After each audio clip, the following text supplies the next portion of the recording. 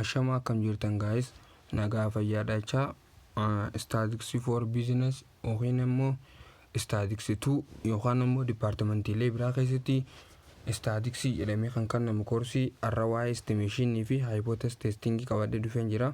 Paartii 1 jechuun waa'ee estimation kan laallatu irra fataa tutorial koorsiilee kanneeniif kanneen biroo kan isin hojjetaa turuun ni yaadatama. Kanaafuu fataa tutorial subscribe gochuun dagatina, like share gochuun dagatina. Okay, arra paartii 1 kan wal ilaallu statistics jechuun waa'ee estimation.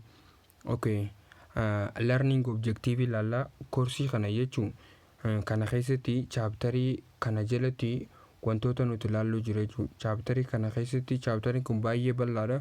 Waa'ee hypothesis testing fi waa'ee estimation kanii fi ilaalluta. Kanaafuu koorsii kana jechuun koorsii kana chapterii kana innaa xumurru wantoonni nuti hubachuu qabnu jechuudha. Kaayyoon nuti hubachuu takkammoo chapterii kana nuti hubannuuf barataan jechuun eega chapterii kana fixe booda wanni inni hubachuu qabu tokkoffaa maali? Distinguish between concept of sample value yookaan statistics fi population value yookaan parameetira adda baafachuu qabu jechuudha. Kana jechuun simple mean fi population mean waan jedhamu jira. Akkasumallee population proportion yookaan immoo parameter waan jedhamu jira jechuudha statistics keessatti jechuudha. Kanaaf waa'ee wantoota kana waa'ee conceptii simple value, sample value fi population value adda baafachuu qabu jechuudha. Akkasumallee waa'ee estimation innaa hubannu jechuudha. Innaa dubbisnu waa'ee point estimation fi interval estimation adda baasuu qabnu jechuudha. Garaagarummaa saafan jechuudha.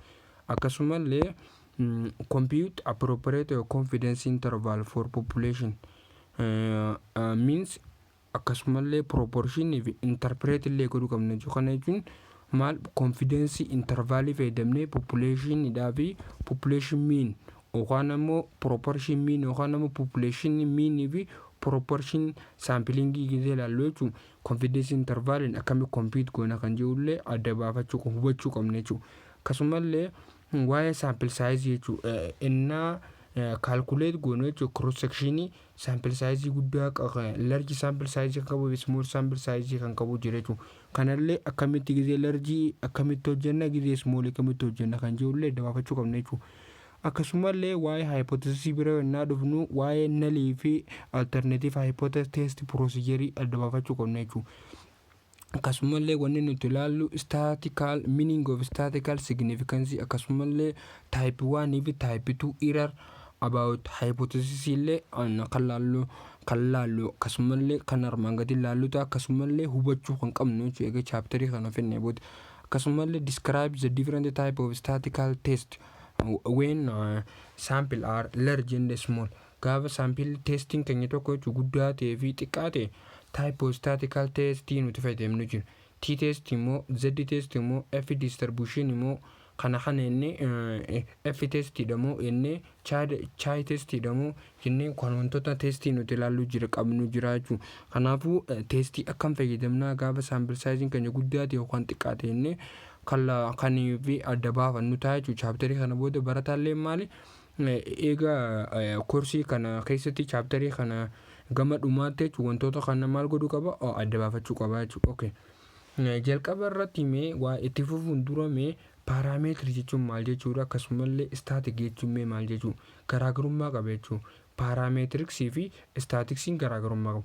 Parameetri jechuun waan baramaa ta'e kan fixed ta'e tokko akkasumallee lakkoofsi population isaanii kan hin beekamne jechuudha. Kana jechuun lakkoofsi population isaanii exactly osoo hin ta'in hammuma tokko paartii isaa yookaan portion isaa yoo ilaalle malee yookaan share population isaaniiti malee exact miti jechuudha. Kanaafuu unknown describing the population waliigalaa osoo hin ta'in hamma tokko that is parameter. Kan maal jechuu dandeenye population mean, population proportion jennee dubbisuu dandeenya jechuudha. Wantoota kanneen fakkeenya isaa akkasii jechuudha parameetirii. Static jechuun immoo garuu waa'ee ka population isaanii waan beekamu jechuudha. Value beekamu kan sample irraa maal ta'e calculate jechuudha. Kan beekamu exact jechuudha. Kaniif beekamu.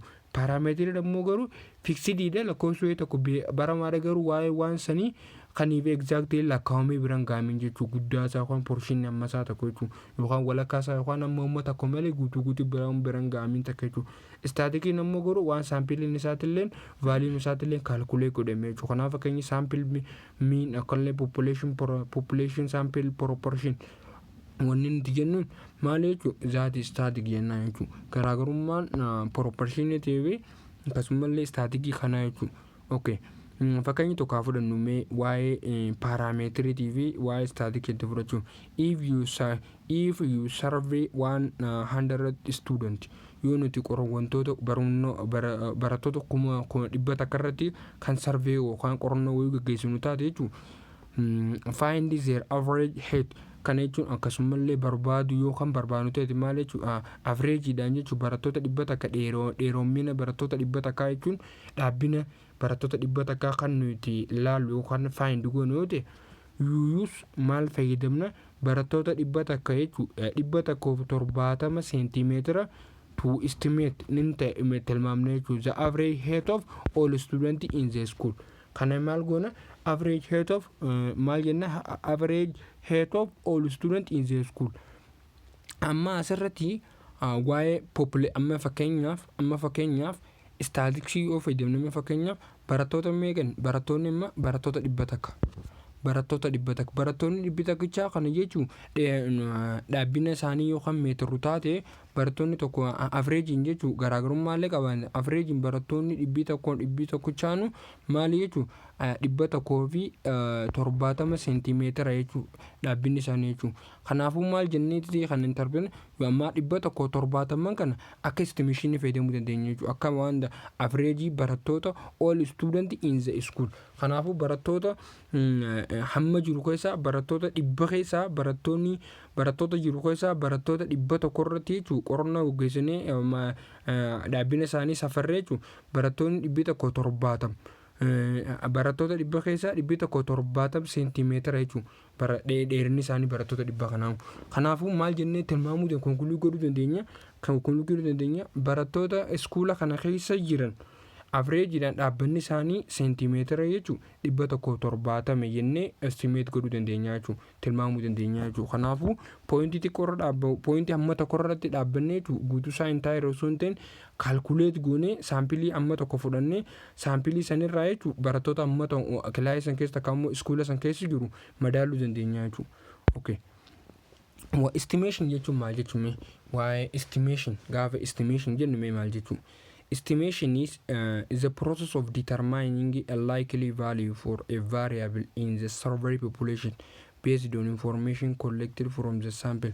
Kana jechuun estimation jechuun waan takka tilmaamu yookaan immoo wanta takka irra gahuu jechuun dimiddaamee conclusion dimiddaamee takka irra gahuu jechuun conclusion takka irra gahuu waa irra dhaabbattee innaa ati waa tilmaamte jechuun waan wayii takka murteessitu yookaan akkana taa'ettee gaafa kana processan jechuun determine itti goonu maal variability tokko jechuun wantoota jijjiirama population irraa kan fudhame achirra dhaabbannee waan nuti waa wayii takka tilmaamnu jechuun maal saampilii fudhannee irra dhaabbannee fakkeenyaaf maal jennee reefu barattoonni 1,000 iskuula san keessa jiraachuu danda'a whatever tamma fadhituu danda'a garuu barattoonni sarveen isaa fudhatame barattoota 100 kana hunda isaanii irra caa'u giseenii fi jechuun dhaabbina isaanii kan safarru ta'e dhaabbinni tokko ta'u averageidhaan jechuun averagein dhaabbina barattoota 100 chaasan maal jechuun 170 seentimeetira dheeratu jechuun heetiin isaanii.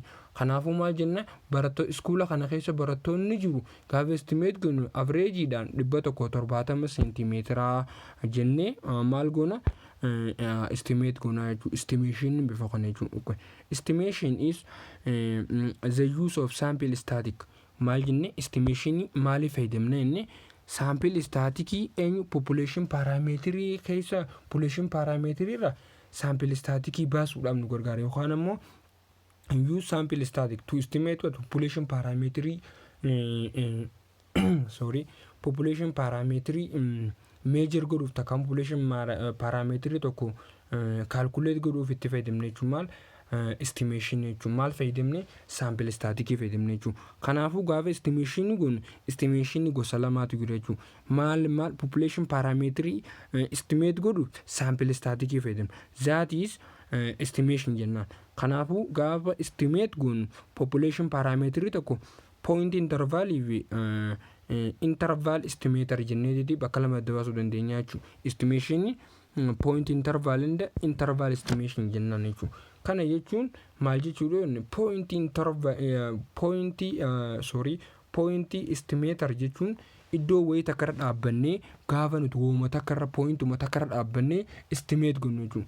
Interval estimator jechuun ammoo garuu jidduutti waan kufaa jechuudha. Waan wayii jidduutti jechuudha. Asiisa sonte fakkeenyaaf A yoo fudhanne B yoo fudhanne jidduutan jechuudha. Intervalii kana jidduutti waan kufaa takka jechuudha. Garuu ammoo point interval jechuun pointuma irra dhaabbannee gaafa nuti estimate goonu jechuudha. Kanaafuu bal'inaan laalla waa'ee point intervaliitii fi waa'ee point intervaliitii fi interval estimatorii yookaan point interval jechuu dandeessan karaa biraatiin illee point estimator jechuu dandeessu jechuudha. Okay, point estimator mee kuma asirra barreeffame haa fudhannu haa fayyadamnu. Point estimator jechuun a single numerical value jechuudha. Lakkoofsa wayii takka jechuudha. Numeriksee kan ta'e kan lakkaa'amu tokko jechuudha. Lakkoofsa wayii tokko kan tokko jechuudha. Bakka amma deddeebi'u sun ta'e lakkoofsa wayii tokko used to estimate kan nuti itti fayyadamnu jechuudha. Waan tokko estimate godhuun maal corresponding maal population parameter. Waan population parameter wajjin walitti dhiyoo yookaan ammoo wal fakkaataa tokko jechuudha. Kana jechuun point lakkoofsa wayii tokko kan population parameter faana wal fakkaatu tokko kan nuti ittiin estimate godhuuf itti fayyadamnu jechuudha. That is point estimator jennaan. Fakkeenyaaf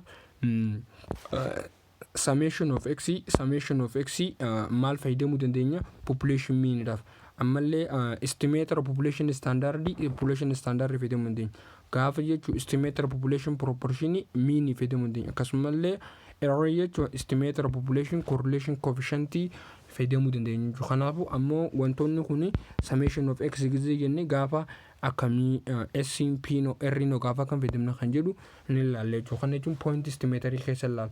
Akkasumallee gaafa gaddeemnu waa estimation keessatti gaafa unknown fi known standard deviation akkasumallee population mean akkasumallee population proportion kan known yoo ta'e simbolee kan fayyadamna. Standard deviation kan known yoo ta'e simbolee kan fayyadamna. Akkasumallee population proportion kan unknown illee yoo ta'e simbolee kan fayyadamna kan jedhu akka ilaalcha asitti ilaalle. Kanaafuu bal'inaan ilaallaa jechuudha.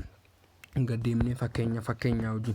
Okay, point estimatorii eega dubbannee booda fakkeenyi tokkoffaa maal jedha? In a survey amma fakkeenyaaf in a survey that 100 mothers were asked about their age at the time of first birth. Amma maal jenne amma asirra fakkeenya kuni haadholii jechuun haadholii umrii isaanii hamma tokko jechuun doomsarra jiru tokko jechuun amma tokko doomsarra jiru jechuun haadholii umriin isaanii xiqqoo siite keessa haadholee jechuun maazaroota 100 gaafataman. Waa'ee maalii? Gaafa jalqaba daa'ima jalqabaa deessan umriin isaanii meeqa akka ta'e. Kana jechuun akka ta'e qorannoo wayii takka gaggeeffamte jechuudha. Sarvee wayii takka maal walitti qabamte jechuudha. Okay. Kana keessaa estimate the average of Ethiopian mother. Kana jechuun gaafa tilmaamnu jechuun averageidhaan haadholeen Itoophiyaa keessatti argaman jechuun at their first birth. Akka maal jenna estimate tilmaamuu dandeenya jechuudha. Average gaafa tilmaamamu sarvee kanarraa jechuun gaafa tilmaamnu jechuun Itoophiyaa keessatti gaafa jalqaba doomsa jalqabaa yookaan daa'ima jalqabaadhaan umriin isaanii meeqa ture gaafa tilmaamnu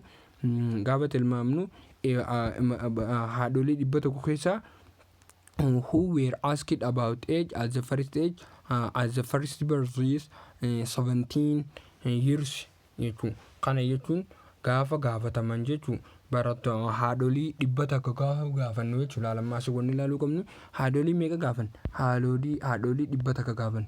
Haadholii 100 kana keessaan averageidhaan harkirra caalu jechuudha. Averagein isaanii jechuun umriin isaanii gaafa jalqabadaan meeqa jechuun umriin isaanii 17 jechuudha. Kanaafuu umriin isaanii 17 100 keessaa 17 jechuudha. Kanaafuu umriin 17ffaan kun umriin 17 isaan irratti daa'ima jalqaba argatan kun akka point estimatoriitti fayyadamuu dandeenya jechuudha. Kana jechuun nama 100 gaafanne dhibbanuu umrii isaanii dhibba keessa avreejiidhaan jechuun avreejiidhaan umrii isaanii gaafa jalqaba meeqa jechuudha 17 jechuudha. Kanaafuu average of the average age mother at their first birth jechuudha. Kanaafuu 17 kana maal jenna point of estimator jechuu dandeenya jechuudha. Kanaafuu dhibba keessaa asitti meeqa inni namoota dhibba interview goone survey isaanii waa'ee isaanii daataa walitti qabanne dhibba keessaa avreejiidhaan jechuu gaafa jalqaba daa'ima jalqaba argatan umrii isaanii meeqa 17 jechuudha. Kanaafuu umriin 17 kun akka pointii jechuudha population proportionedhaaf jechuudha estimate godhuuf kan nu gargaaru jechuudha. Kanaafuu pointii kanarra dhaabbanne 17 irra dhaabbanne avreejiidhaan Itoophiyaa keessatti haadholiin gaafa jalqaba ilmoo dahan meeqa umrii isaanii 17 jennee wanta estimate godhuu dandeenya jechuudha. Kanaafuu 17 umriin isaanii kun maal jechuudha akka wanta point estimatoriitti nu gargaara jechuudha. Population proportionii keenya maal estimate wanta godhu jechuudha maal population parametrii keenya population parametrii keenya conclude godhu yookaan immoo hubachuuf jechuudha. Okay. Fakkeenya tokko fudhannu ammallee fakkeenya biraa yoo kan dabalannu taate in survey ammallee daataa wayii tokko kan survey'n isaa walitti qabame magaalaa tokko keessatti mee fakkeenya konkolaataa ta'u magaalaa tokko keessatti konkolaachistoota konkolaataa oofan 300tu jira jennu daataa 300tu jiraachuusaa survey fudhannee jennu. Okay. Kana keessaan namoota 300 kana keessaa namni 123 maal reporting akka nu ta'e that they were seat belt regularly. Kana jechuun innaa konkolaachisan beltii jechuu qabattoo innaa gaabinaa ta'an shofeerri godhatu sun nama 123 keessaa konkolaachistoota magaalaa tokko keessatti konkolaachisan 300 keessaa namni 123 maal jechuudha beltii san maal ni uffatanii estimate seat belt rate of city amma hagalam estimate godhaaji maal jechuun tilmaamaa ji reetii hammamii kannii fi gabaa san keessa magaalaa san keessatti konkolaachistoonni maal beltii uffatanii. Okay. Asirratti wanni nuti beekuu qabnu waa'ee miinitii fi waa'ee parameter yookaan static akkuma reefu jenne yookaan immoo waa'ee proportion and mean waan jaamu takka jiru. Proportion yoo jenne population guutuu keessa osoo hin ta'in hamma tokko jechuudha. Population guutuu osoo hin ta'in hamma tokko yookaan daataa nu harkaa ga'e jechuudha. Mean immoo garuu population san guutuu isaa jechuudha. Kaniifi nuti saampilii isaa calculate goonee harkaa qabnu jechuudha. Akkuma reefu parameterii fi static dubbanne jechuudha. Asirratti ilaa gaafiin maal jedhee proportion guutuu osoo hin ta'in maal nama 300 jira 300 keessaa namoota meeqa jechuudha 123 qofa daataa of harkaa qabna jechuudha akka isaan uffatan. Kanaafuu population guutuudha guutuu mee jechuudha. Kanaafuu maal proportion jechuudha. Kanaafuu maal fudhanna gaafa hojjennu proportion yookaan immoo portion fudhanna jechuudha. Kanaafuu p fayyadamna malee x fayyadamuu hin dandeenyu. Maaliif jennaan population guutuu miti kama fakkeenyaaf silaa iddoo kanatti meaniin isaa meemma fakkeenyaaf silaa mean jedhama fakkeenyaaf kana keessaa average meaniin isaanii 123 yoo je gaafa san maal fayyadamne static fayyadamuu dandeenya sample size. Amma garuu ammoo sample size osoo hin ta'in namoota 300 keessaa nama 100 namoota 123 qofa je. Kanaafuu population portion jechuu dandeenya jechuudha. Population waliigalaa keessaa nama 123. Kanaafuu p fayyadamna jechuudha iddoo kanatti. Kanaafuu PNA fayyadamnu point of estimatory adda baafachuudhaaf maal goona kallattumaan maal goona nama hanga nuti harkaan average data isaanii harkaan san hiruu kan waliigalaa goona jechuudha. Kanaafuu 123 hiruu 300 goona. Kanaafuu meeqa jechuudha duwwaa tuqaa 4 takka yookaan ammoo duwwaa tuqaa 40 takka jechuudha. Kanaafuu maal jennaani point of estimatory keenya meeqa duwwaa tuqaa 4 takka yookaan ammoo 41% ta'a jechuudha. Okay. Gaafa when sample has been selected gaafa immoo garuu kana keessa sampling selected information collected there are still remain the task of linking the information gathered from sample back to overall population.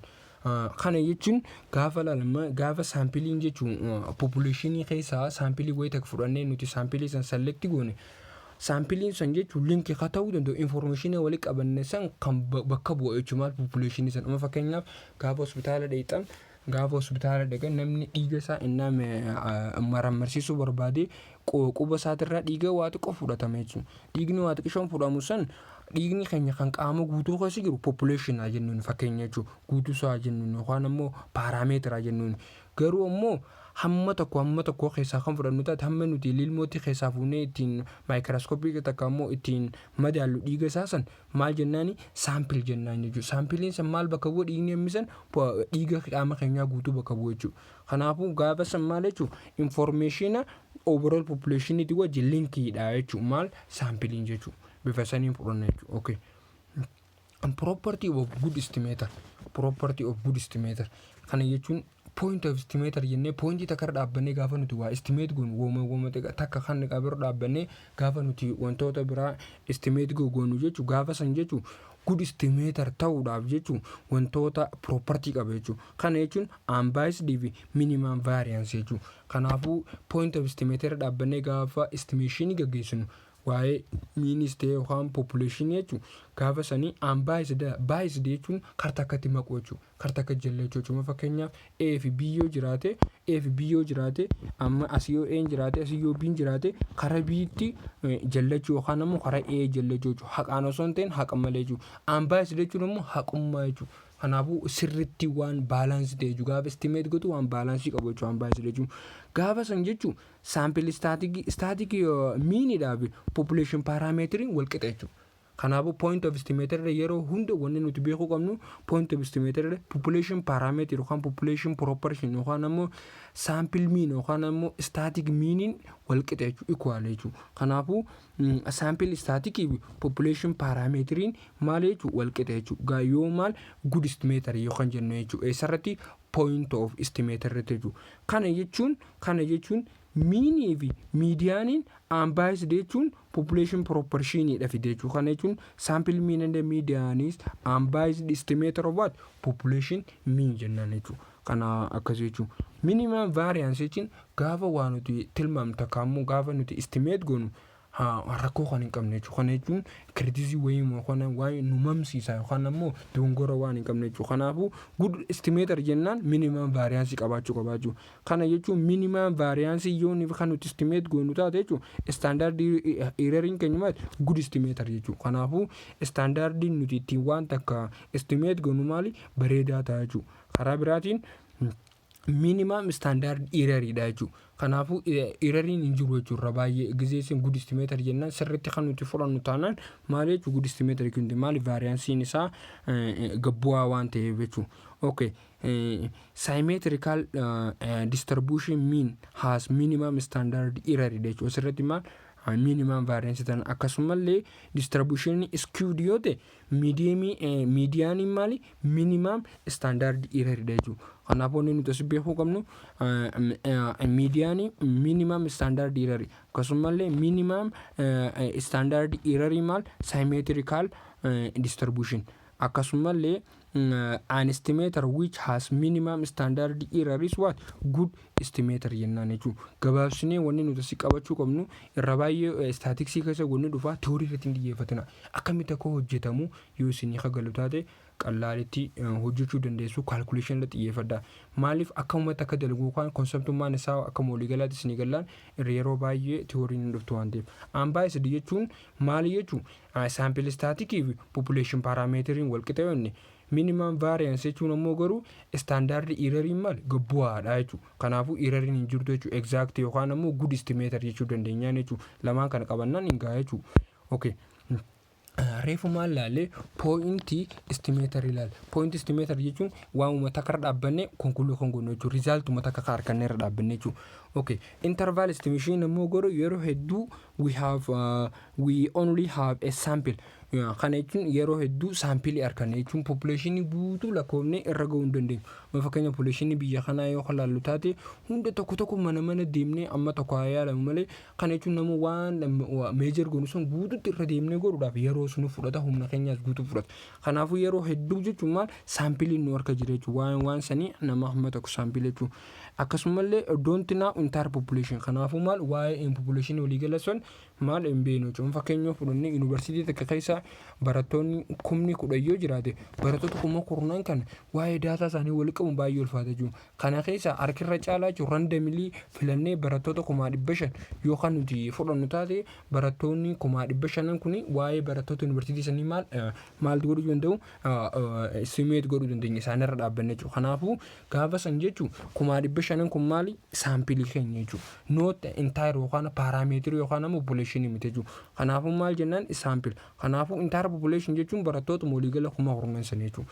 Kanaafuu yeroo hedduu jechuun nuti saampilii of harkaa qabna malee akkasitti yeroo hedduu namni lakkaa'u jiru jechuudha. Okay, fakkeenyaaf fudhannu let point estimate. Point estimate tokko mee yoo jenne duwwaa tuqaa 94 per population proportion dha jennu. Population proportion dhaaf duwwaa tuqaa meeqa jenne 94 jenna. Okay. It is not reasonable to assume that population proportion is exactly 0.94. Maaliif jennaan fakkeenyaaf point of estimatoriin keenya population parameetrii keenya yookaan hawal dhufu malee garuu exactly miti jechuudha. Exactly equal jechuun dandeenya jechuudha. Maaliif jennaan reasonably miti jechuudha. Kanaafuu yeroo hedduu reasonable ta'uu danda'u. Maaliif entire population waan kan jirreef saampilii qofa waan fudhannuuf gizee hedduu jechuudha. Population guutuu bakka bu'aan portionii amma tokko amma kana jechuun population portion jechuun duwwaa tuqaa 94 kana keessa walakkaa isaa portionii isaa jechuudha. Kanaafuu duwwaa tuqaa 94 eega point estimate ta'e population proportion keenya isuma ta'a hin ta'u. Population proportion jechuun haafii takka ammoo hamma portionii share point estimator jechuudha. Kanaafuu maal exactly ta'uu danda'a?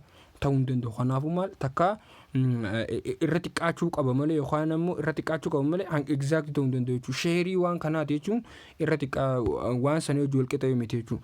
Kanaafuu the probability of getting sample static kana jechuun probability waan tokko sample static tokko gizee erkan value isaa that is exactly equal or corresponding to population parameter.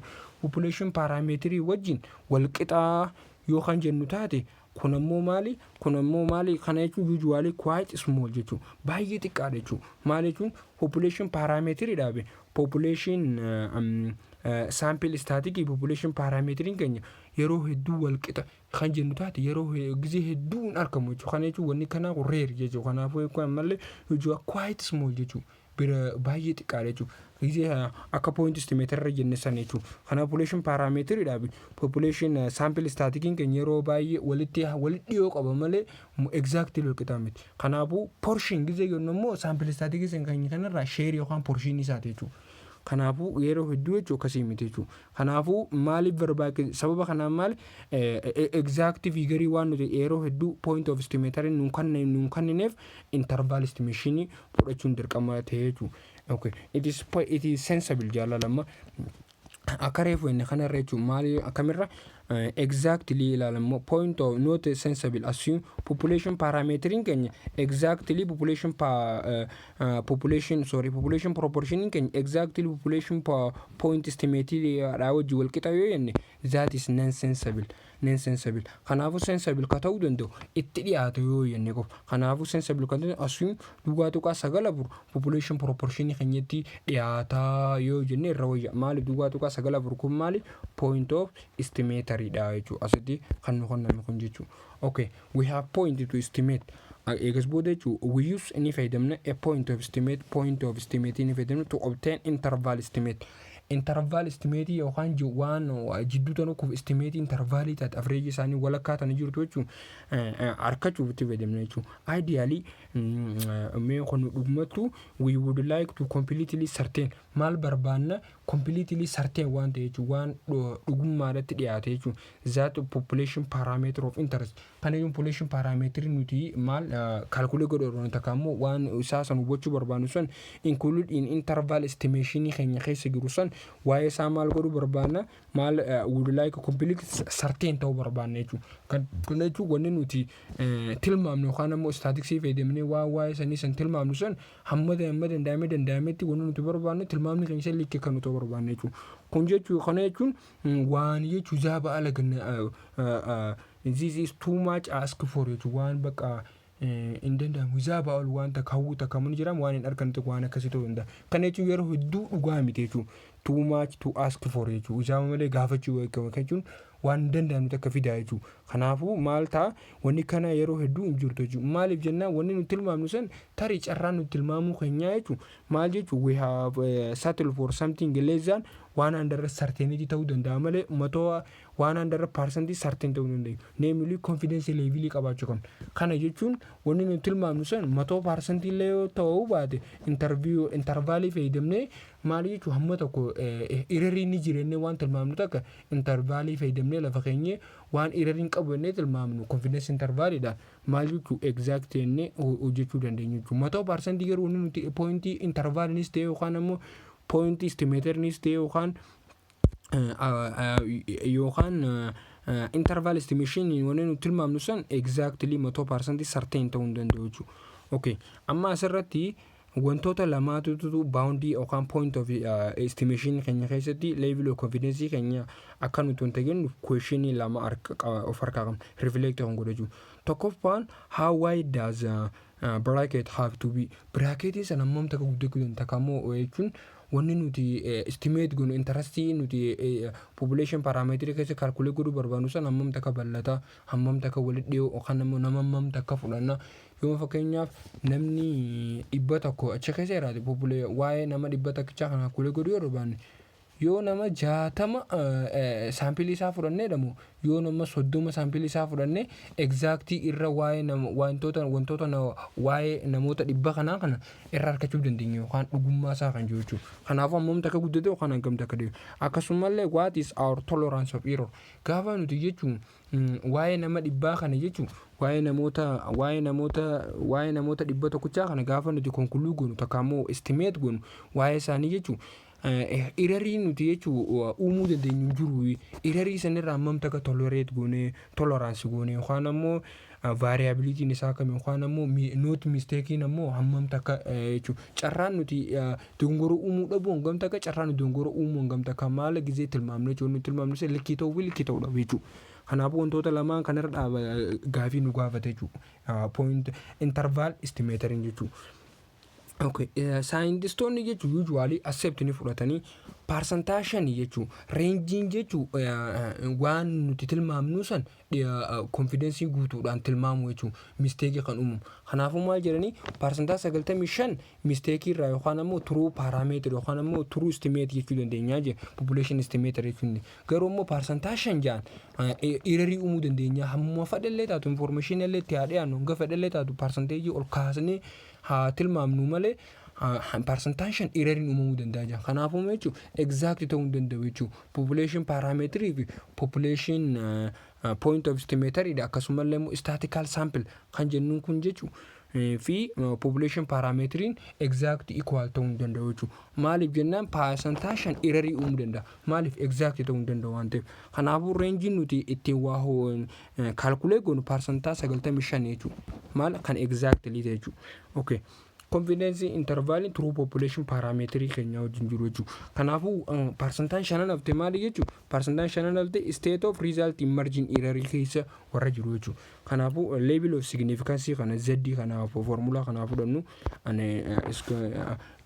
bakka table irraa hin fuudhee fide akka isin galu jedhee kanaafuu sammuutis qabachuu dandeessu yeroo baay'ee percentage dhuftu percentage confidence 95 maal jira waan ta'eef wantoota kana sammuutti amma kana qabachuu dandeessu alfaa kana jechuun significance level kana jechuun z table gizee fayyadamnu jechuun kanaaf asirraa argachuu dandeenya yookaan ammoo z table guddoorraa fudhachuu dandeessu jechuun kana jechuun nu xaqqama table kun inna calculate kun amma fakkeenyaaf fudhannu okay reefuun tana point estimator gaafa fayyadamnu jechuun point gizee calculate kun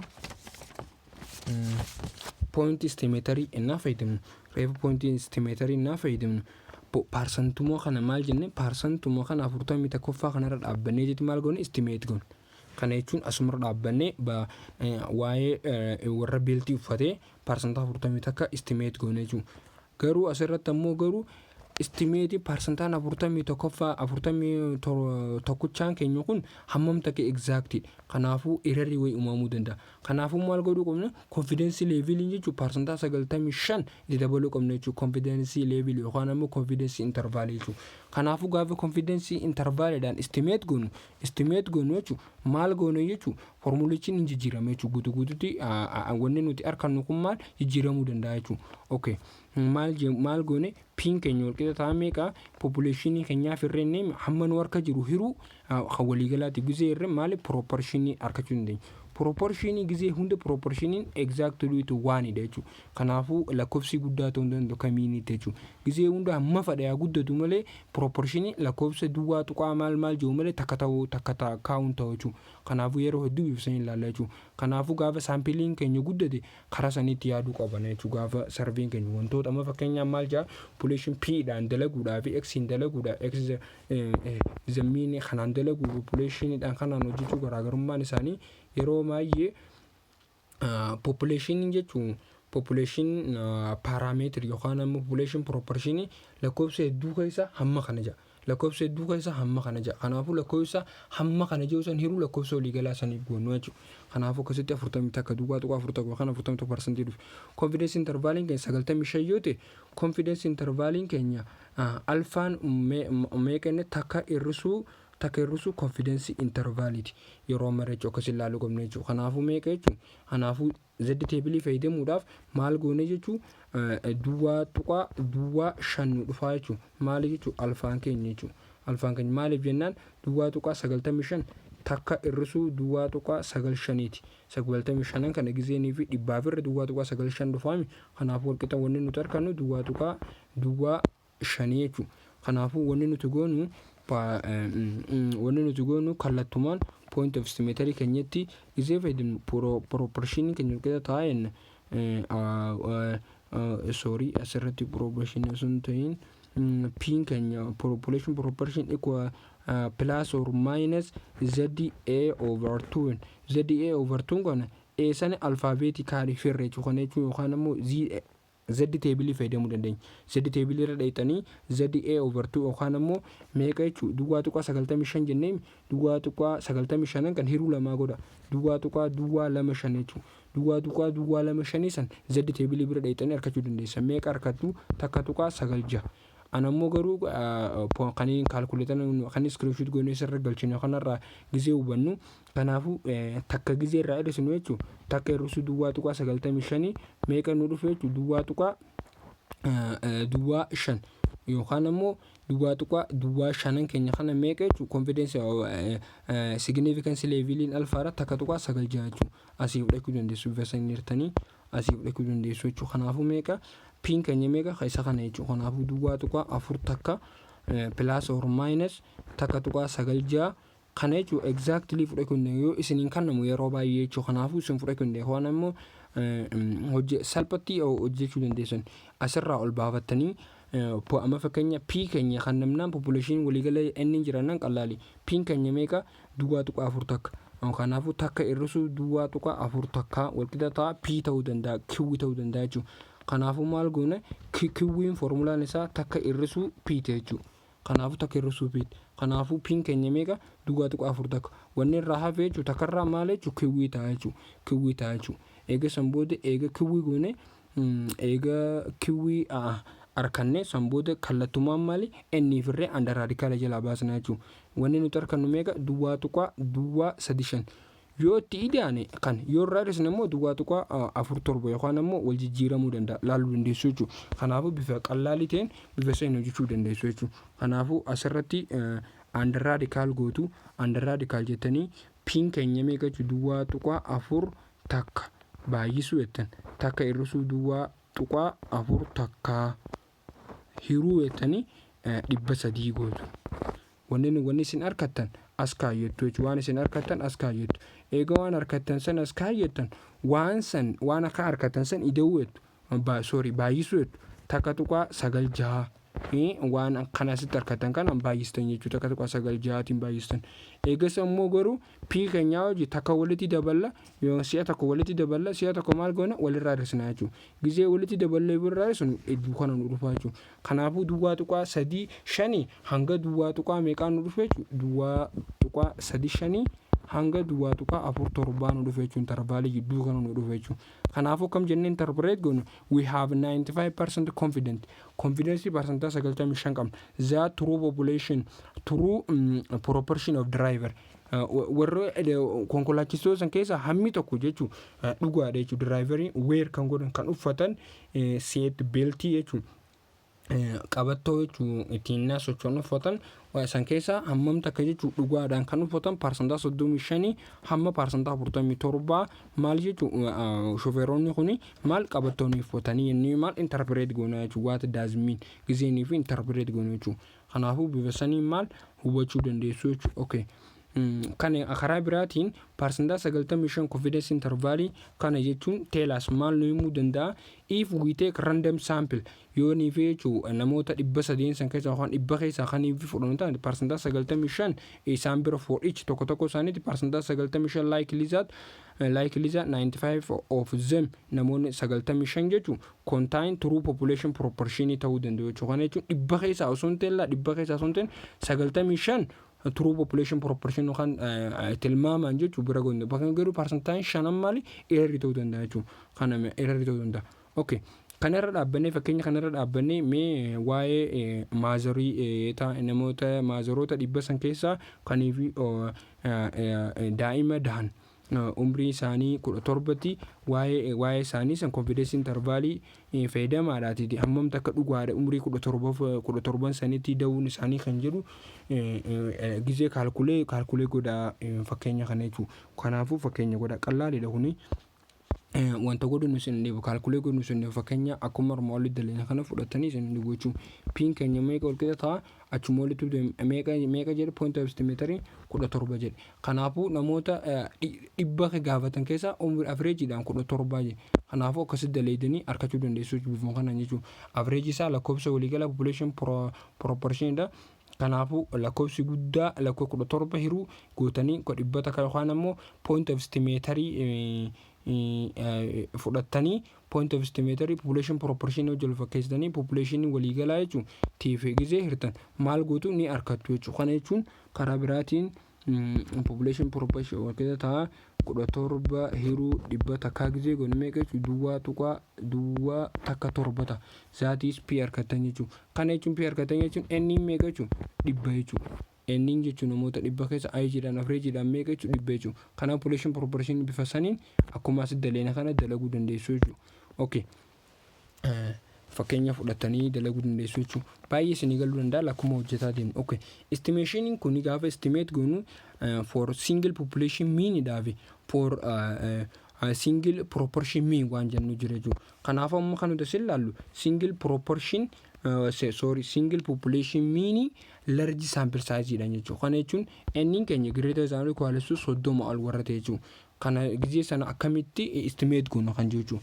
Kanaafuu gaafa sample meaning keenya jechuudha. Kana immoo estimation keenya population meaning sample size keenya guddaa ta'e akkamitti hojjenna kan jechuudha. Kanaafuu parameteriin keenya interest estimate kan jennuun waa'ee isa kanaan bakka nu bu'a. Akkasumallee sample data keenya illee isa kan as information yookaan alphaan ammallee kuma reebuuti point of estimator gaafa estimate goonu point of estimation point of estimator mean fi mean of mean wal qixa jechuudha. Kana jechuun estimator mean jechuun isa kana jechuudha. Wal qixa ta'a mean immoo isa kana maaliif kanaafi kun wal qixa jechuudha. Sumatti jechuun maal kanaafi kun wal qixa jechuudha. Akkanillee standard erroring keenya standard deviation fayyadamuu maaliif population keenya hin beekama waan ta'eef kanaaf asitti maaliif proportion jennee mean jedhee dalasitti jechuudha. Population keenya denote ta'uu danda'a. Standard erroring carraan keenya gabbu'aa waan ta'eef kanaaf confidence interval gaafa hojjennu sample mean wal qixa ta'a summation of mean yookaan immoo summation of mean yookaan immoo estimator of mean plus or negative z over a over 2 times standard deviation over under radical n jechuudha. Isa kanaan hojjennu jechuudha. Okay, gaafii reefuutiin garaagarummaa isaa ilaalle jechuudha. Gaafa miini proportionii akkamitti akka hojjennu. Confidence intervaliin keenya akkuma reefu jee takka hir'isuu alfaa gootan jechuudha waan nuti arginu. Kanaafuu margin erroriin ammoo garuu bounded on the error estimation waan ta'eef bounding walqixa ta'a maal goona ZA over 2 dhaani maal jechuudha isa son fuuneema lamaan baay'isuu dandeenya yookaan ammoo isuma kana fuune maal godhuu dandeenya hiruu fi dandeenya baay'isuu hin dandeenya Z over A2 baay'isuu jennaani kana jechuun isuma kana fuunee standard deviation keenya kana jechuun under radical kana under radical standard deviation over under radical over n kana ZA over 2 dhaan gizee hojjennu nu dhufuu danda'a jechuun margin error. Kanaafuu assumption keenya maali n keenya yeroo mara maali gaafa jechuudha gaafa single population mean large sample size ite n keenya greater than or equal to 30 jechuudha. Kana jechuun population nuti fudhannu takka ammoo waa'ee daataa nuti calculate goonu san yoo xiqqaate 30 wajji wal qixa yookaan 30 ol jechuudha. Okay, fakkeenyaaf fudhannu assume fudhannu yookaan random sample jedha. Random sample drug tested patient yookaan warroota drug tested patient ta'an has mean jedha iddoo kanatti. Mean jechuun average tokko waa'ee kana jechuun waliigalli isaa hiramee kan average isaa argame jechuudha.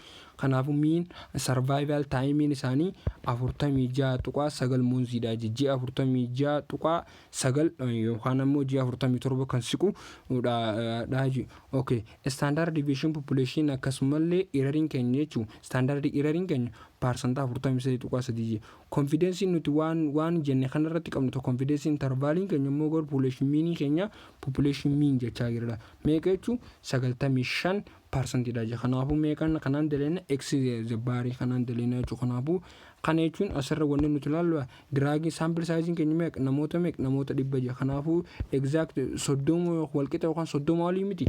Kanaafuu 30 olii kana immoo akkasumallee population proportion ta'uu dhabu isaa maaliin beene population mean jechaa jira jechuudha. Kanaafuu maal goona kan namaan keenya daataan keenya summation of x wal qixa ta'a meeqa jechuudha 49.46.9 n keenya wal qixa ta'a meeqa dhibba standard deviation keenya meeqa jechuudha 43.3 jechuudha. Kallattumaan maal karaa deebisaa deemuun okay asuu wanni nuti ilaallu point of estimatory dhaabe population mean wal qixaan. Kanaafuu point of estimatory meeqa jechuudha 46.9 jechuudha. Okay, confidence of interval keenya 95. Kana jechuun 95 jechuun takka hir'isuu alfaa jechuun kana jechuun 95% gara lakkoofsaa gizee deebisnee meeqa duwwaa tuqaa 95 ta'u gizee annii fi takka hir'isuu duwwaa tuqaa 95 goone meeqa jechuudha duwwaa tuqaa 5 ta'u duwwaa tuqaa 5 kenna Z table irra gaafa deetan takka tuqaa 9 isinii hannaa jechuudha. Okay, akkasitti hubachuu qabdu jechuudha. Kunuchi isaa dhufe kan jenne jechuudha. Kanaafuu formulaan keenya maali? Formulaan keenya akkamiin formulaan keenya isa kan formulaan keenya isa kan jechuudha kan daganne jechuudha. Kanaafuu kallattumaan itti neene jechuudha. Ariifachuu yaala kan dheeranneef. Okay, 46 meaning jechuun isa kana 46.9 ida'uu yookaan hir'isuu takka tuqaa 9 baay'isuu population standard mean keenya standard deviation keenya meeqa 43.3 hiruu under radically dhibba takka jechuudha. Wanni nuti argannu meeqa 8.5 jechuudha. Wanni nuti argannu 8.5. Kanaafuu 8.5 kana jechuudha as gizee fudhannee jechuudha 8.5 kanaan gizee baay'isanii 8.5. Okay, 46.9 ida'uu 8.5 agoon. Wanni nuti argannu meeqa jechuudha 55.4 argan. Okay, yoo irrisuu 49.9 sorry 46.9 irrisuu 8.5 gizee goone gizee si'ata gizee irrisnee meeqa arganna 38.4 arganna jechuudha. Kanaafuu intervalin jechuudha 38.4 hanga 55.4 ta'e gidduu tana jechuudha. Kanaafuu maal goona confidence keenya gaafa interpret goonu intervalin wanta keenya population intervalin parameter interest keenya duwwaa tuqaa 95 probability dha. If repeated sample used then 95% ammoo confidence interval constructed within contain sample parameter keenya keessa jechuudha. Okay, what does guddisiisaa yoo jiru guddisiisaa hojjedhaa jiru guddisii hojjedhaa jiru confidence interval question tanaa jechuudha. Kana question kana jechuudha. Kanaafuu kallattumaan maal gootu yoo barbaadan akka formulaatti hojjechuu dandeessu. Yookaan ammoo fudhatanii kana asii as jiru kana bicha maal gootu lamaan baay'isuu dandeessu jechuudha. Ustaniituma 8.5 kana 8.5 baay'isuu lamaa yoo gootan maal guddisiisanii fidaa jechuudha. 16.9 torba afur karaa gabaabaa gochuu dandeessu. Yookaan ammoo dalaguu dandeessu jechuudha. Kanaafuu kallattumaan isa kana waliif hiraa isa kana innaa waliif hirtan 43.3 baay'isuu hiruu under radical dhibba takka innaa result nu kenname san baay'isuu jettaniini takka tuqaa 9.6 waan harkanu san maal godha maal ta'a jechuudha. Waan san 16.9 lamaan baay'isna kallattumaan harkachuu dandeenya jechuudha. Waan harkanu san lamaan baay'isna kallattumaan harkachuu dandeenya. Maal jechuudha isa kana jechuudha. Maal lamaan baay'isuu dandeenya. Kunichi isa kanarraa harkame waan ta'eef jechuudha. Kanaafuu disii bifa sana harkachuu dandeessu. Okay, if sample n gaafa jechuudha sampiliin keenya jechuudha nniin keenya dabalaa deebiin waan ammoo hamma lakkoofsi nuti test goonu sun guddachaa deemu erroriin keenya illee maali xiqqaachaa deemu. Maaliif nama hedduu carraan nuti waan san dhugaa ta'uu keenya guddata. Akkasumallee confidence intervaliin keenya illee maal ta'a qannaaf gabbu'aa deemaa jiru digrii isaa deemaa jiru. Okay. Kareefu population mean jennee asirratti immoo population proportion sample for what large size sample dha jechuudha. For large size sample kareefu jechuudha population mean for large size sample ilaalee asirratti immoo garuu population proportion large size dha ilaalee jechuudha. Large size scale ilaale. Okay, parametering keenya p dha ammallee sample data keenya immoo data population proportion waan ta'eef x over n dhaan daleena. Akkasumallee alfaan akkuma jiru ta'e akkasumallee expected value parametering interest dha wajjin tokkuma standard erroring keenya illee formula kan jalqaba wal ilaalle tokko faana wal qixa jechuudha. Kanaafuu confidence intervalin keenya kanummaan achi p ta'e san asitti immoo garuu kan achitti x vary ture san asitti immoo garuu p ta'e garuu immoo standard deviation achi kan eegaaba population mean tv kun garaagarummaa kun kallattumaan p under radical jala galchitanii p jechuudha. P irrisuu 1 - p yookaan ammoo q godhuu dandeessu over n godhuu dandeessu. Sanaanu achitti hojjetu. Okay, confidence intervalin keenya akkasuma margi erroring keenya illee akkasuma bifuma saniin hojjetama. Garuu asirratti large size ta'uu isaa maal adda baafannu yennee kana jechuun population parametrii baay'isuu size of sampling ittiin gizee goonu sample ittiin gizaa baay'inu exact shan yookaan ammoo shanii ol yoo ta'e gaafa san formula kana fayyadamne jechuudha. Gaafa san maal formula kana fayyadamne kanaan daleena jechuudha. Asii gayyoo ta'e immoo formula kana fayyadamu. Kanaafuu sampiliin ammoo randomly select ta'a jechuudha. Okay, example 3 a random sample of n amma maal jedhe sample n keenya meeqa jedhe 484 vote godhan in community produced x walqixa 257 voting in favor of candidate A. Kana jechuun size hangam takka ture warri sila estimate candidate qabu nama meeqa namoota 800 fi namoota 484 garuu ammoo kana achi keessa produce voter godhe meeqa nama 257. Kanaafuu population guutuu keessa portion amma tokko jechuudha. Kanaafuu nama hamma tokko jechuudha. Kanaafuu proportion jechuu danda'ame jechuudha. Kanaafuu gisee akkasii proportion yeroo mara maal jenne takkaa gadi ta'uu qaban. Kanaafuu maaliin godhuu qaba x keenya kanaan maaliif n firuu qaba. Kanaafuu meeqa jechuudha 257 kanaan meeqa fira 257 hiruu meeqa jechuudha 284 meeqa jechuudha duwwaa tuqaa 5 takka piin keenya ol qixataa meeqa duwwaa tuqaa 5 3 takka ta'a jechuudha. Okay. Do you have a large sample size? Large sample size dha jechuudha. Kana jechuudhaaf adda baafachuudhaaf maal jechuudha large sample size ta'uudha n baay'isuu p dha wal qixataa greater than or equals to greater than or equals to 5 ta'uu qaba. Kanaafuu meeqa jechuudha piin keenya meeqa duwwaa tuqaa 5 3 takka amma akkasumallee n keenya meeqa kanaafuu meeqa jechuudha 484 gisee waliin baay'isne lakkoofsi nuti arginu sun 5 wal qixa yookaan 5 ol ta'u. Kanaafuu 257. Kanaafuu maal jechuudha large sample size dha jechuudha. Okay, kanaafuu maal goona we have what a large sample size jenne deebisuun. Okay, point of estimator is a point estimator of p barbaadaadha. Point of estimator of p barbaaduun exactly point of estimator of maal jenne point estimator irratti population parameteriin keenya yookaan maal hojii qixenne population proportioning keenya population parameter hojii qixaa'in. Kanaafuu maal goona kallattumaan maal goona population maal goona isuma kana jechuudha. Isuma kana maal goona point of estimator goona jechuudha. Point of estimator keenya population parameter hojii qixaa waan ta'eef kanaafuu p keenya hojii qixaa ta'a p summation kana hojii qixaa waan ta'eef kanaafuu isuma kana maal gootu isa kana gootu jechuudha. Margin of error nammoo garuu margin of error confidence 95 gaafa hojjennu kallattumaan 95 gaafa hojjennu duwwaa takka gisee irraa hir'isnu meeqa fenneen standard level irratti takka tuqaa 9 jaan. Kanaafuu takka tuqaa 9 jaan kana suma kaayyenne kan garuu dalagam. Kana jechuun formulaan akkana jechuudha. Formulaan akkana p baay'isuu 1 minus q godhachuu dandeessan akka isin hin dhibne yookaan kan p godhuu dandeessu akka feetu over n jechuudha. P keenya meeqa duwwaa tuqaa 5 takka gaafa irraa hir'isne meeqa argannu nuti argannu wanni nuti gaafa takka irraa hir'isne argannu duwwaa tuqaa 4 6 9 jechuudha. Okay, isa kana baay'isuun isuma kana jechuudha. Duwwaa tuqaa 5 isaa lamaan kana eeguu waliin baay'isne hiruu meeqa goona 484 goone under radical jala galchina jechuudha.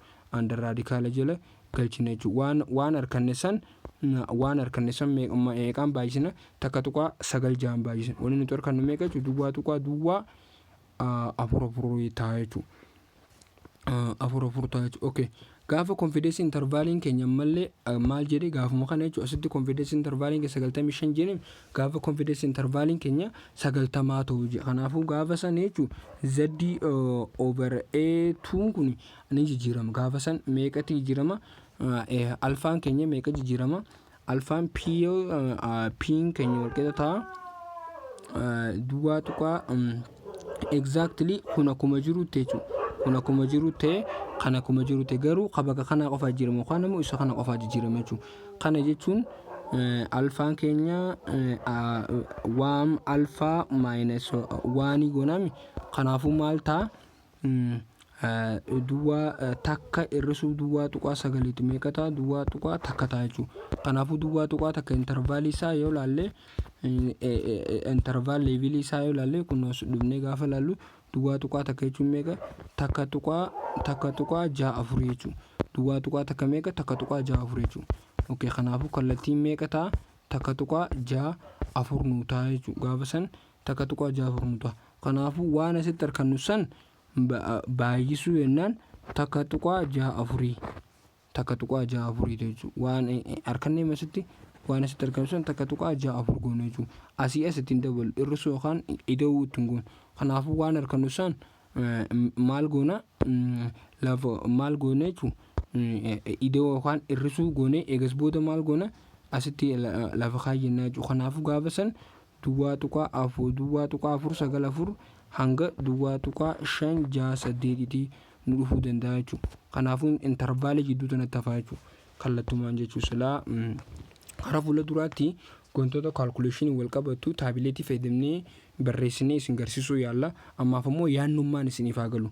Yaanni isinii gallaan ni hojjetu jechuudha. Kanaafuu p gaafa ida'uu or minus jennaan si'a tokkotti dabala si'a tokko irraa hir'isna jechuudha. As jiru san si'a tokko hojjennee lafa kaayyannaan takka kaas jiru kana irraa hir'isuu takka kanatti yookaan immoo kana takka immoo itti dabalu lamaanuma keessaa jechuudha. Yoo itti daballe duwwaa tuqaa 5 6 dhufu yoo irraa hir'isan duwwaa tuqaa 4 9 dhufa jechuudha. Jidduu tana dhufa jechuudha. Okay.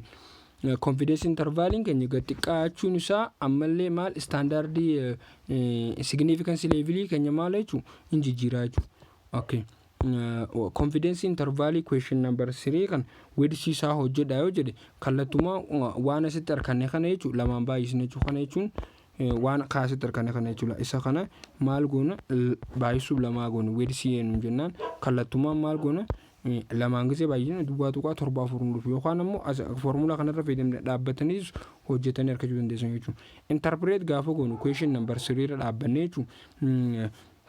Interval contain p probability duwwaa tuqaa 90 ta'e garuu immoo if repeat sample used yoo ta'e then 90% of confidence interval constructed would contain p of keessaa qaba jechuudha. So sorry for interruption. sagalee laa dhufu kana fuula dura fooyyeessuuf yaalla dhiifamaan isiniin jedha sagalee laa seenaa jiruuf.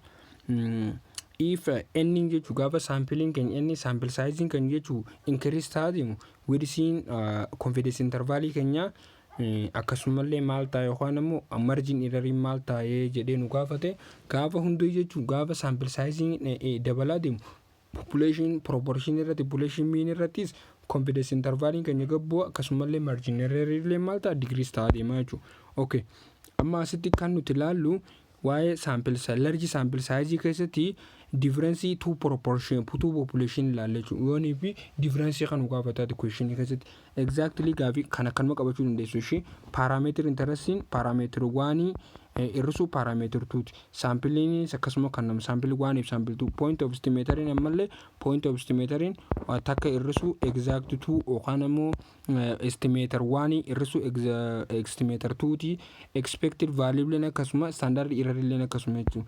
Okay, kanallee akkasuma confidence interval illee kam takka hojjetan kun formulaan isaa lafa kaa'amee jira formuluma la kana jechuun confidence interval waa'ee population mean taanaan waa'ee population mean yookaan immoo waa'ee population proportion taanaan isuma reefusan lama gootu jechuudha. Kan reefuu jenne formuluma reefusan lama taama fakkeenyaaf kan jalqabaa osoo difference jenne akkana ture kan jechuun eega kasgoonni plus or negative standard deviation over A2 by summation of n over n kana ture kan kanarratti immoo garuu plus gootu plus lamata kunis lama kun immoo kana qofa tokko ta'a kaasii zero immoo kunis lamata jechuudha.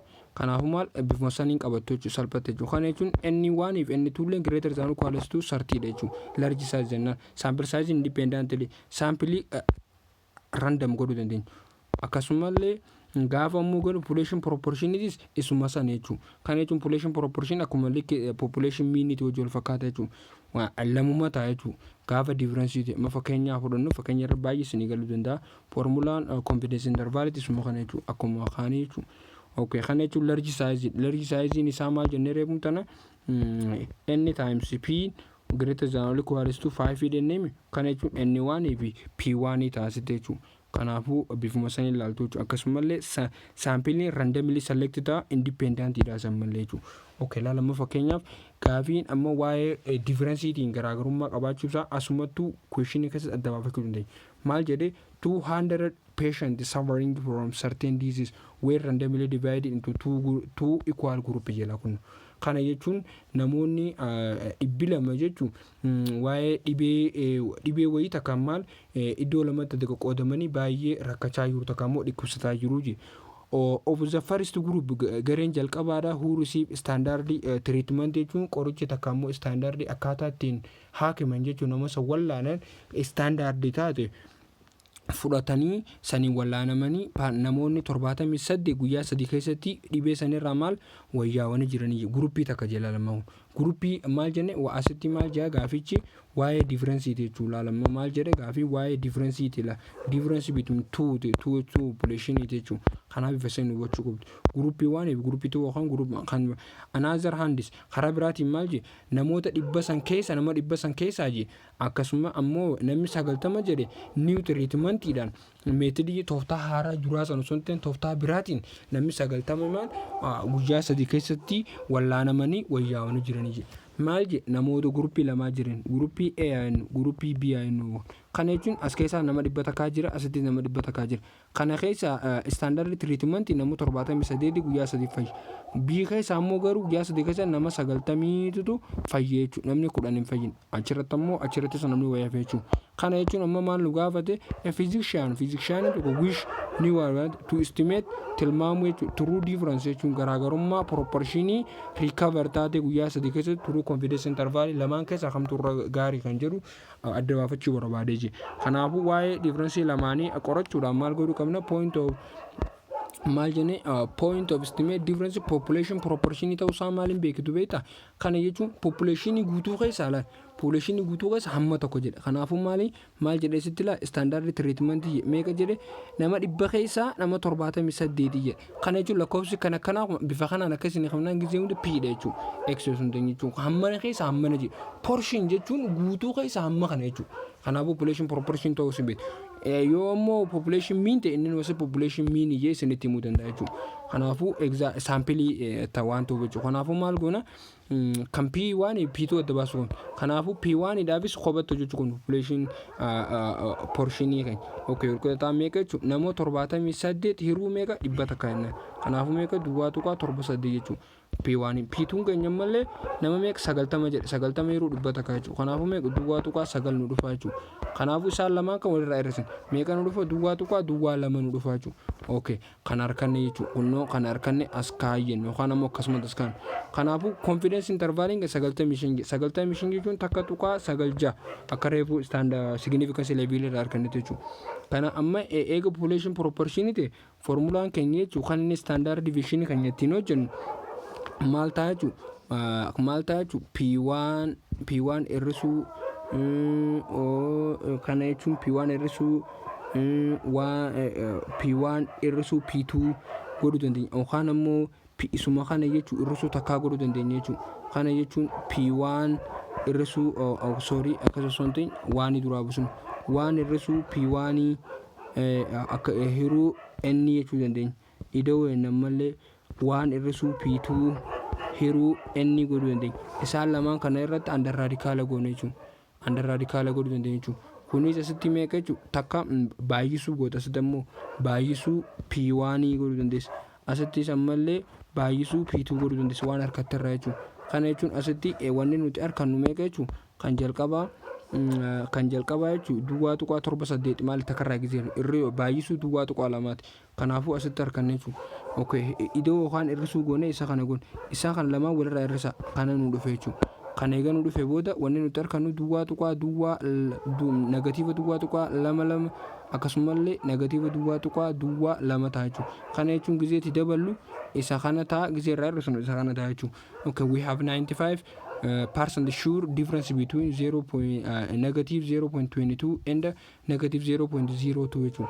Note that negative sign kan nu garsu merely reflect that wanni kun kan nu garsiisu jedha. Result yookaan new treatmentiin akka standard method irra wayyaa ta'e nutti agarsiisa jechuudha. Kana jechuun new treatment fi standard treatment garaagarummaan isaa kan new treatmentiitu irra wayyaadha jechuudha. Akkaataan negative sign nutti mul'isu arginu kanarraa jechuudha. Kanaafuu bifa kanaan hubachuu dandeessu jechuudha. Difference yennaan bifa formulichi salphatti qabatu. Solving masani lama gootu jechuudha kan maree buusan. Okay. Confidence interval for smaller refu mal jenne confidence interval for large size sample amma mo smaller size sample ilaale jechuudha. Kan refu large size jenna n equals to 30 oo ta'uu qabenne kan population portion yoo taate n times p kan greater than or equals to 5 ta'uu qabenne. Ammoo yeroon fi small size te population portion population mean garaagarummaa isaan ilaala. Kanaafuu kallattiin maal qabu t table fayyadamne jechuudha. Kan reefu maal z table fayyadamne. Kanaafuu formulaan isa kana ta'a jechuudha. Okay standard population kan normal small kanaafuu sample random sampling n soddoma wajji walqixa yookaan ammoo soddoma agattoo qabama malee soddoma wajji walqixa ta'uu qaba jechuudha. Kanaafuu malee standard deviation keenya gaafa small ta'e gaafa small size sample small size standard deviation keenya yookaan maal jechuudha hin beekamu jechuudha annaa'uun jechuudha. Kanaafuu maal goona fakkeenya fudhanne jechuudha. Okay small size taanaan akkana yoo ta'e population portion keenya annaa'uun yoo ta'e population assume normal distribute jechuudha. Kanaafuu sample size keenya maal fayyadama standard deviation yookaan immoo maal sample standard deviation yookaan standard deviation sample fayyadamna jechuudha. Kanaafuu maali standard deviation is a power of x equals to standard deviation n karreefu fayyadamne san amma maal fayyadamna karaa s jijjiirraa jechuudha. Kanaafii kan jalqaba reefu akkana ture san karaa kana jijjiirre gaafa n keenya sirrii ta'e interval estimation keenya immoo garuu gaafa interval confidence hojjennu formula isa kana fayyadamna. V fayyadamuu dandeenya jechuudha. Yookaan ammoo V the power of x the power kana fayyadamuu dandeenya. V meeqa dhufa V walqixa ta'a n minus 1 jechuudha. N minus 1 reefu immoo garuu gaafa n keenya soddoma ol ta'e z table amma immoo garuu t table fayyadamna jechuudha gaafa hojjennu jechuudha. Okay mee fakkeenyaaf fudhannee hojjennu. Okay management of meta bravery factory has agreed to namoota train godhuu barbaade namoota 15 training godhuu barbaade jechuudha. Computer aid program idha so as to reduce time yeroo xiqqeessuudhaan ni to train hojjettoota isaa maal hojjechiisuu bara maal godhuu barbaade maal train godhuu barbaade kanaafuu namni inni population fudhata saampilii meeqa jechuudha 15 kanaafuu 15 meeqa 30 agati kanaafuu small sample size dha jechuudha in sample mean jala sample mean jennaan population proportion osoo hin ta'e population mean ta'uu beeka training time nutti fudhatu kan nama hanga tokko guyyaa tokkotti 53.87 akkasumallee sample standard deviation 6.82 develop interval estimate of population mean jala asitillee training time keenya jechuudha 95 confidence percent qabna jechuudha kanaafuu population of training time has normal population distribution yoo ta'e kanaafuu confidence interval keenya meeqa jennu gaafachuu danda'a kanaafuu gaafa hojjennu kallattumaan amma akkam goona standard deviation keenya x summation keenya meeqa jechuudha kanaafuu meeqa 53.87 jechuudha standard deviation keenya meeqa jechuudha standard deviation 6.82 jechuudha kana isaa ni hirree ganaa irraa fi standard deviation isaa kana jechuudha kana hojjechuudhaaf kana jechuudha standard deviation keenya kana jechuudha kana jechuudha standard deviation keenya 6.82 hiruu enna hiruu under radical of n keenya 15 jechuudha n 15 tiin goone jechuudha kana jechuudha standard sample standard deviation dha akkanatti arkanne jechuudha keessa kana sample standard deviation confidence interval keenya immoo 1 minus alpha jechuudha kana jechuudha takka ba irrisu duwwaa tuqaa 95 kon duwwaa tuqaa 5 akkuma reeffanne duwwaa tuqaa 5 kanaafuu takka tuqaa 9 jaanni waan jijjiiramu qabu kanaafuu bifa sana yookaan sunteen asirra confidence interval yoo z table fedemne fasan garumoo t table gisee fedemne takka tuqaa 9 jaan dhufu formula wanta biraa dhufu jechuudha result biraa dhufu kanaafuu maal goone t table fayyadamtanii ilaaltu jechuudha t table gisee fayyadamtan takka irrisu alpha gisee gootan duwwaa tuqaa duwwaa 5 dhufu jechuudha duwwaa tuqaa duwwaa 5 duwwaa tuqaa duwwaa 5 keenya kana n keenya keessa n gisee fayyadamna as t table maal jenna 1 minus n kanaafuu n irraa minus goon kanaafuu meeqa 5 ture meesitti 15 ture 15 kanaafuu 15 irrisu takka meeqa 15 irrisu takka 14 ta'a jechuudha kanaafuu 14 fayyadamna jechuudha 14 fayyadamna sitti n keenya 14 fayyadamna v dha jechuudha kanaafuu irra deemtanii akkana gaddutti 14 deemtanii garuu gubbaa kanarra immoo duwwaa tuqaa duwwaa 5 jedha dhuftanii ni harkattu jechuudha teebilii jechuudha asirratti galchuun qushanna rakkisnaan handisee kanaafuu maal gootu bifa saniin hojjettu jechuudha okay egaa akkas goone annaa population mean certification score to be estimate gaafa ta'u